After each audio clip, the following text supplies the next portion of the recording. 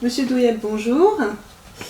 Donc, je vais vous présenter un petit peu qu'on vous connaisse et ensuite vous nous raconterez un petit peu la teneur de votre livre, Emil Lichtenfeld, l'épopée du Krav Maga, le fondateur du Krav Maga. Donc, vous êtes un athlète émérite, vous avez pratiqué plusieurs sports, notamment des sports de combat, et vous maîtrisez surtout le Krav Maga, qui est une discipline qui a été mis au point et enseigné dans l'armée israélienne. Et vous êtes nommé officiellement représentant de la discipline par Emil Lichtenfeld, son créateur. Et vous l'avez enseigné pendant plusieurs années au sein de plusieurs groupes armés en Europe et aussi dans le cadre de la sécurité. Et vous avez créé la Fédération européenne de Krav Maga, la FEKM, et vous avez aussi écrit plusieurs romans dont nous allons présenter aujourd'hui Emil Lichtenfeld, l'épopée du fondateur du Krav Maga. Est-ce que vous pouvez nous dire un petit peu de quoi il s'agit dans ce roman? Alors je dois parler d'Imi, le fondateur du Krav Maga, déjà, puisqu'il est à l'origine de ce roman. En fait, Emil Lichtenfeld, c'était un Tchécoslovaque. Il est né à Budapest, en Hongrie, mais il a grandi en Tchécoslovaquie, à Bratislava. Et donc, il était fils du chef instructeur de la police de Bratislava. Son père était lui-même policier. Et donc, son père étant très orienté self-défense, le petit Imi a grandi avec ça dès le départ. Et il s'est avéré très doué dans les sports de combat. Bon, il avait une énergie débordante et il fallait absolument le canaliser. Et donc son père lui a dit « Tu seras lutteur, mon fils ». À l'époque, et dans les pays de l'Est, jusqu'à aujourd'hui, c'est très, très présent la lutte, hein, très, très enseigné, très pratiqué. Et donc, il est devenu lutteur. Il a été très très bon lutteur. Il a été donc champion d'Europe. Il est arrivé à être champion d'Europe. Parallèlement à ça, quelques temps plus tard, il a commencé la boxe anglaise, où il a été excellent également. Il a été champion de Tchécoslovaquie de boxe anglaise à plusieurs reprises et dans plusieurs catégories différentes. Donc voilà, en lutte avec l'avènement du nazisme, il a été empêché d'aller tenter sa chance pour devenir champion du monde de lutte. Mais bon, il a été classé 3e au niveau mondial et donc champion de Tchécoslovaquie en boxe anglaise. Et donc c'était un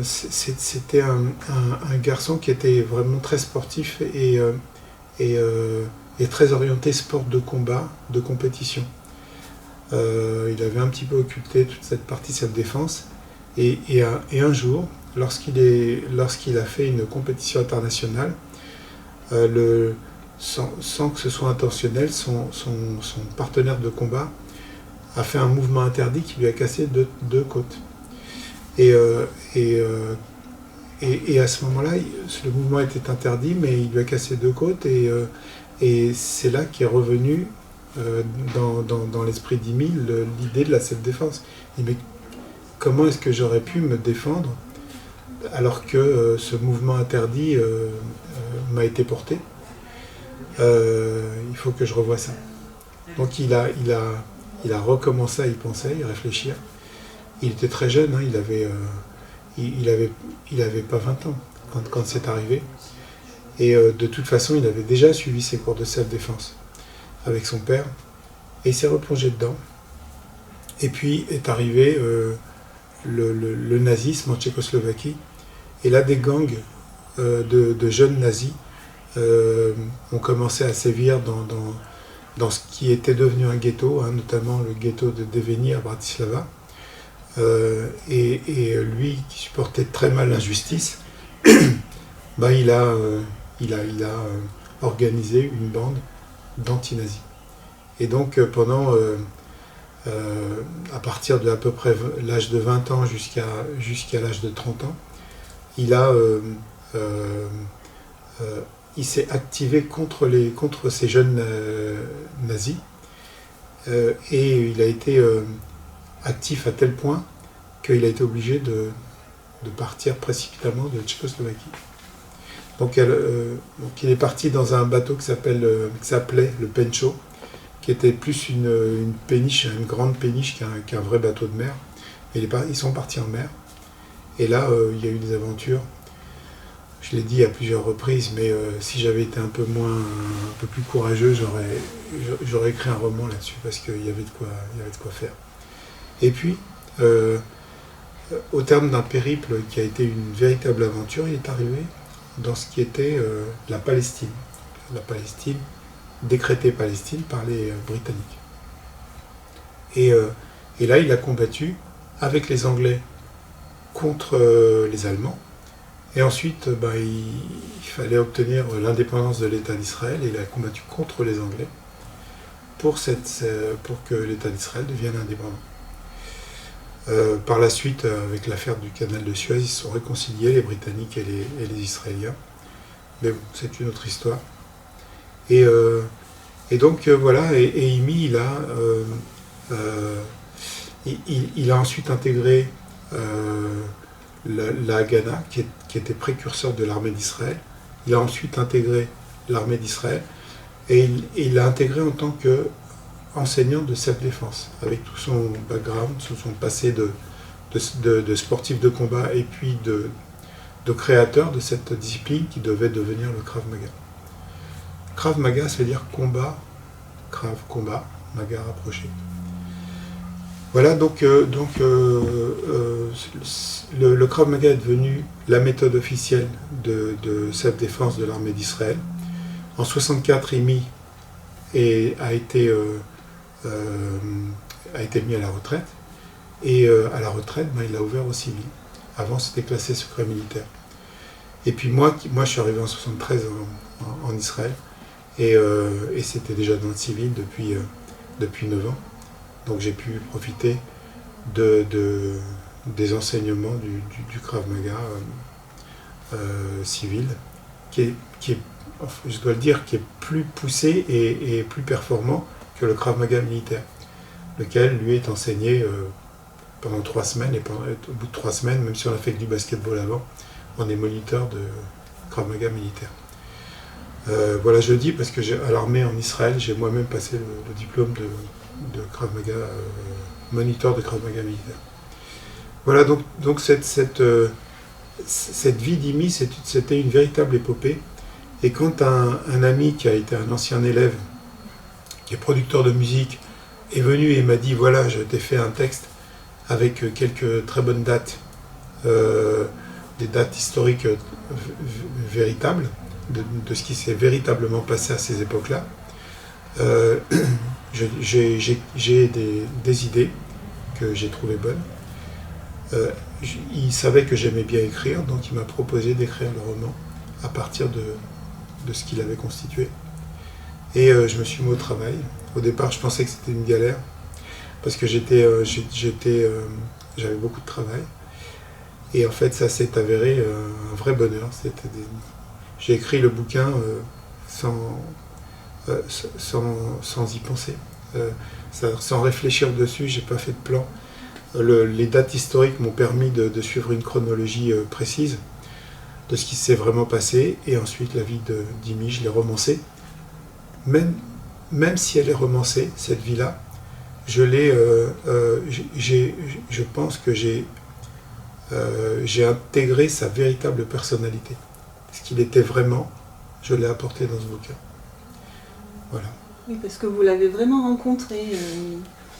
Alors effectivement, je l'ai croisé je l'ai croisé à l'armée, puisque comme j'étais envoyé dans un stage de moniteur militaire de Krav Maga.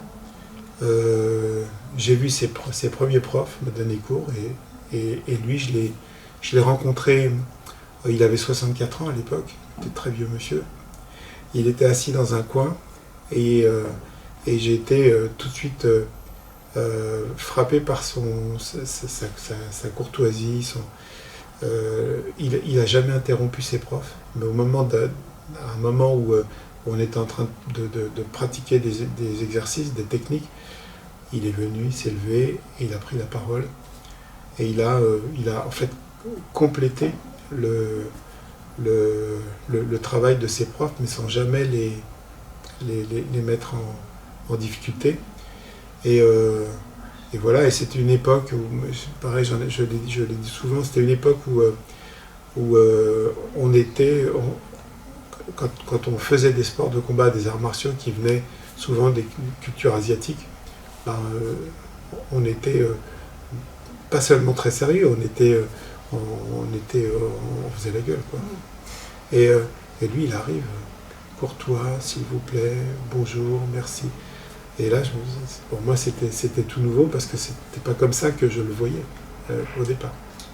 Oui, on n'a pas forcément affaire à une personnalité militaire, rigide.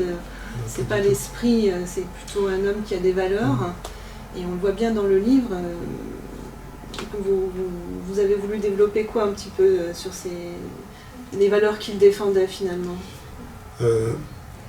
Alors bon, moi déjà, depuis l'armée jusqu'à après, parce que j'ai eu la chance de vivre dans la même ville que lui, une fois que j'ai été démobilisé de l'armée, je l'ai connu pendant 24 ans, jusqu'à son décès.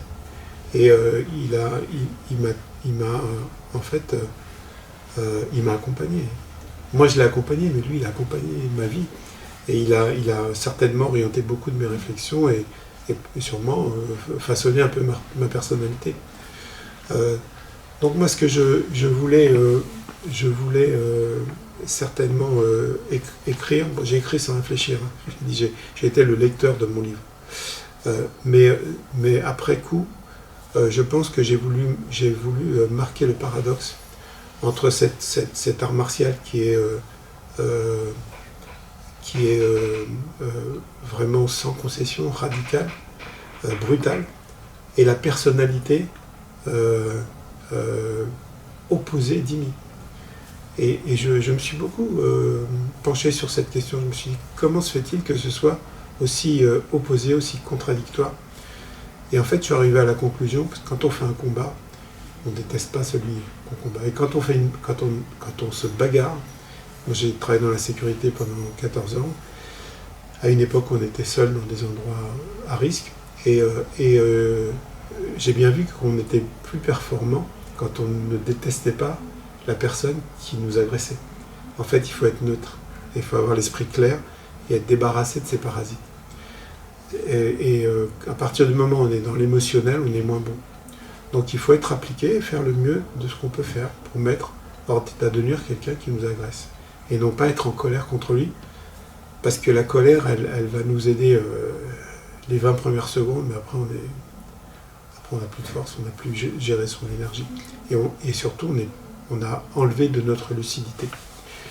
Donc finalement, c'était pas si contradictoire que ça. L'esprit clair, limpide d'Imi a créé une méthode qui était radicale, simple, pragmatique et finalement pratique et très logique.